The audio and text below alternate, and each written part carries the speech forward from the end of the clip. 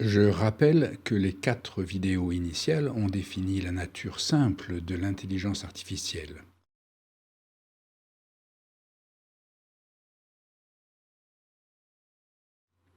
Et expliqué quelle sécurisation pouvait être ajoutée à sa mise en pratique. Elles ont aussi expliqué pourquoi la population adolescente était la plus propre à en faire usage, mais aussi que des communautés adultes pouvaient aisément effectuer cette sécurisation avec l'outil télématique. Le reste des commentaires ne portera plus que sur des détails ou des annexes.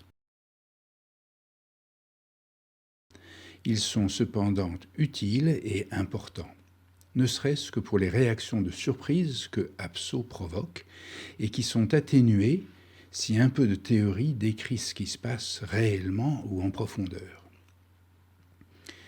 Une belle occasion de présenter ce supplément a été fournie lors de la recherche du logo de Pso. Un des créateurs l'avait accompagné du commentaire suivant. Comme on peut le voir, les flèches vont dans des directions différentes, signifiant ce que les gens décident quand ils votent. Certains pensent à quelque chose et peut-être d'autres pensent tout à fait l'opposé.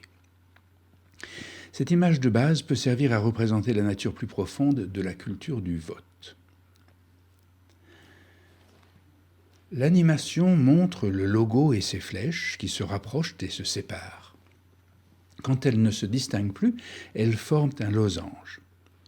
Freud et la linguistique ont appelé opposition de valeur la promotion de ce losange dans un sens qui ne peut avoir lieu sans un sens opposé.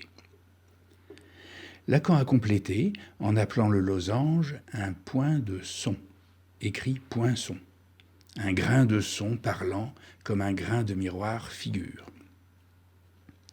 Plus tard, le généticien Dawkins a conceptualisé cette unité de code et l'a nommée mime.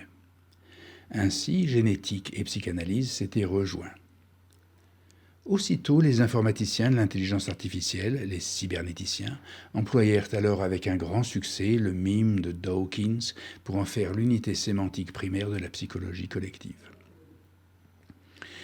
Peut-être s'agit-il donc d'un des plus importants concepts du XXe siècle, imposé à la réflexion humaine par l'électricité, la téléphonie et finalement l'informatique.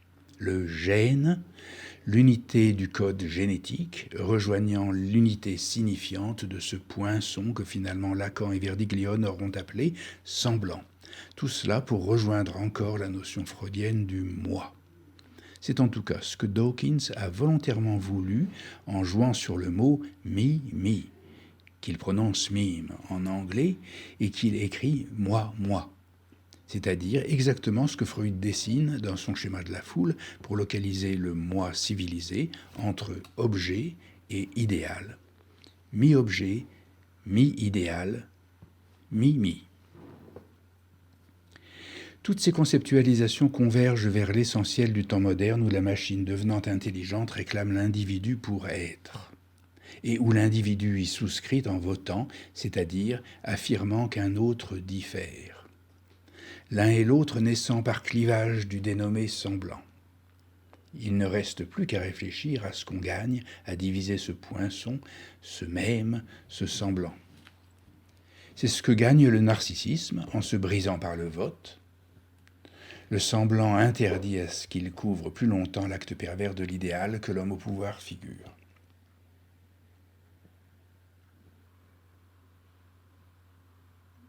On a aussi appelé diamant ce poinçon. Par conséquent, Apso se propose comme un diamant de la démocratie.